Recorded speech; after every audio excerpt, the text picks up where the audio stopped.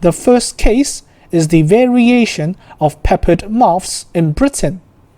Peppered moths in Britain normally have pale white wings.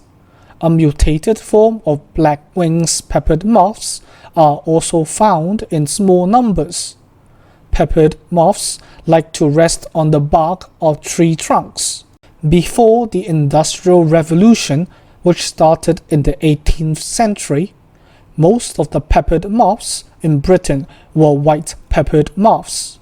However, during the Industrial Revolution, the smoke released from factories heavily polluted the areas. Tree trunks were blackened.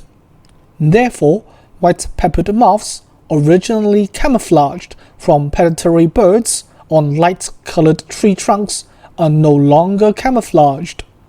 Birds started eating the white peppered moths. The population of white peppered moths dropped. On the other hand, black peppered moths, which were not camouflaged, found themselves well suited to the blackened tree trunks. The numbers of black peppered moths increased. In the 20th century, there were fewer factories in Britain. The tree trunk barks returned to their pale color, and we see the white peppered moths population increase back again. Another example of natural selection can be seen in organisms of insecticide-resistant insect pests.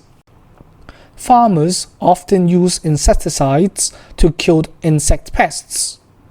Pests are usually killed quickly when a new type of insecticide is used. However, a small proportion of pests which are more resistant to the insecticide survive and will give offspring with more insecticide resistance. If the same insecticide is used repeatedly, it will remove non-resistant pests, and more resistant pests will stay behind. As a result, the insecticide will become less effective. The same phenomenon can be seen when antibiotics are used indiscriminately, causing antibiotic-resistant bacteria. Patients often take antibiotics to treat bacterial infections. Bacteria are usually killed quickly when a new type of antibiotics is used.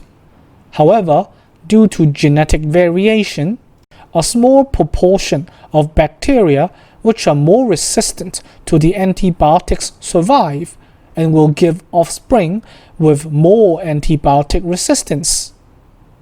If the same antibiotic is used repeatedly, it will remove non-resistant bacteria, and more resistant bacteria will stay behind. As a result, the antibiotics will become less effective. We observed the phenomenon from the evolution of Streptococcus aureus. It is a species of bacteria normally found on the skin or nasal cavity of healthy people. Most of these people do not have any signs or symptoms of infection. However, it sometimes causes disease, such as an infection of the skin or lungs. In 1928, penicillin was discovered, and by the 1940s, it was widely used to treat Streptococcus aureus infections. The use of penicillin was very effective at first. However, the bacteria started to evolve, and a proportion of Streptococcus aureus started to show anti-penicillin characteristics. By the 1960s, penicillin was too ineffective against Streptococcus aureus, and another antibiotic, methicillin, was used instead.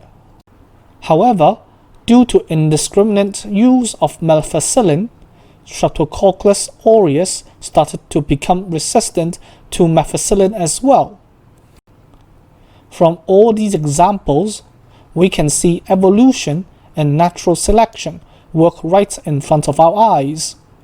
As all of you know, scientific theories improve with the advancement of scientific understanding. When Darwin published Darwinism along with Wallace, they did not know about genetic material and the law of inheritance. It was difficult for them to explain how or why there is variation from different offspring of the same couple. With the current understanding of scientific knowledge, scientists know that variations are caused by mutations. Darwin's theory is updated with new information, and therefore the theory of evolution is now called Neo-Darwinism. With our understanding of Darwinism, scientists understand the theory of evolution, but on its own, the theory of natural selection cannot explain how a new species is formed from its ancestors. The process of forming new species is called speciation. The current theory for speciation is explained by Ernest Mayer's isolation mechanism proposed in the 1940s. To form a new species, the original population has to be separated into two subpopulations by a physical barrier. The physical barrier prevents interbreeding between the isolated populations, and therefore new mutations and variations will start to take place independently in the two new subpopulations. Over time, the variations will cause evolution of the two subpopulations in different directions due to different environmental conditions giving different selection pressures. Over time, after many generations, the genetic variation accumulated so much that interbreeding to give fertile offspring of the two subpopulations becomes impossible even when they meet again. In this case, they have turned into two different species. The relationship of evolution to the Chinese Mitten Crabs aquaponics project. The Chinese mitten crab, Erosia sinensis, is a prominent aquatic invader with substantial negative economic and environmental impacts, especially in Northern Europe. Scientists have evaluated the genetic diversity of mitten crabs by comparing the native and invaded DNA.